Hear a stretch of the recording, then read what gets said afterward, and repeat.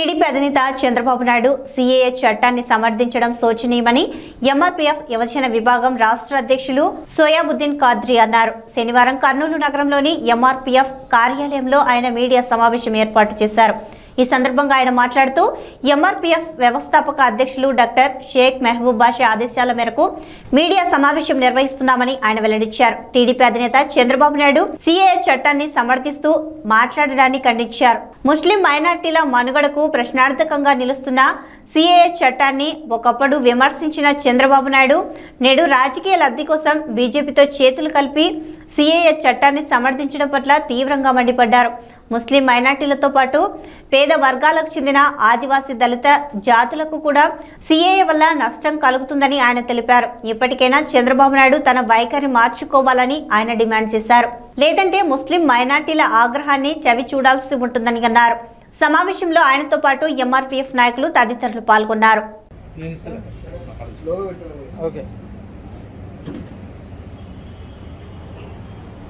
అందరికీ నమస్కారం, అస్సలాము అలైకుం. ఈరోజు మా ఎంఆర్పీఎఫ్ వ్యవస్థాపక అధ్యక్షులు డాక్టర్ మెహబూబ్ బాషా గారి ఆదేశాల మేరకు ఈరోజు ఈ ప్రెస్ మీట్ చేయడం జరుగుతుంది. ఈ ప్రెస్ మీట్ చేయడానికి ముఖ్య కారణం నిన్నటి జరిగిన చంద్రబాబు నాయుడు గారు తెలుగుదేశం పార్టీ అధ్యక్షులు ఈ సీఏఏ చట్టాన్ని సమర్థిస్తూ ఒక స్టేట్మెంట్ ఇవ్వడం జరిగింది. నేను చంద్రబాబు నాయుడు గారిని ఒకటే అడగదలుచుకుంటున్నా. అయ్యా చంద్రబాబు నాయుడు గారు, మీరే 2019లో ఎప్పుడైతే ఈ సీఏఏ చట్టం వచ్చిందో ఈ సమంజసం ముస్లిం మైనార్టీలకు విరుద్ధం అని చెప్పేసి మీరే చెప్పినారు.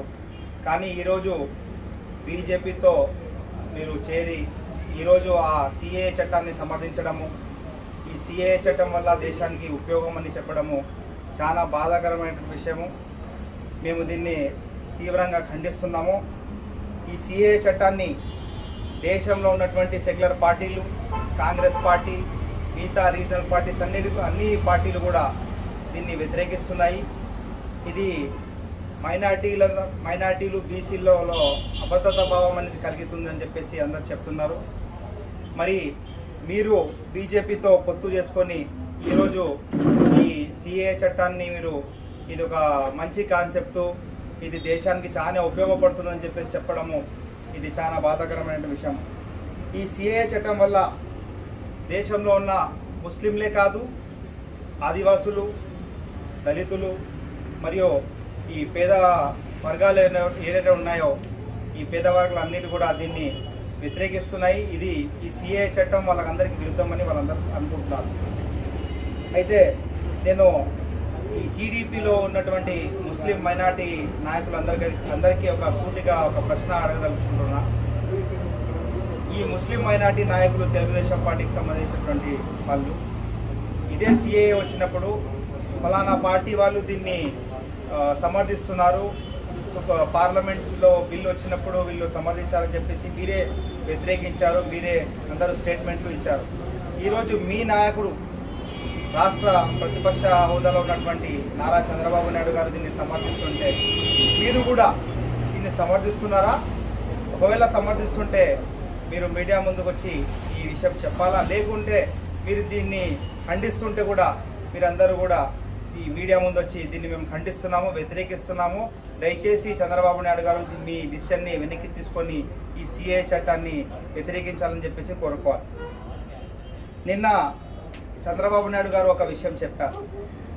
ఈ సీఏఏ చట్టం ఇండియాలో వచ్చినప్పటి నుంచి 2019లో వచ్చినప్పటి నుంచి ఈ ఎవరైతే ఇండియాలో దొంగతనంగా వచ్చి ఉంటున్నారో వాళ్ళని మాత్రమే అభద్రతా భావం ఉందని చెప్పేసి చెప్పారు. నేను ఒక విషయం అడగదలుచుకుంటున్నా చంద్రబాబు నాయుడు గారికి.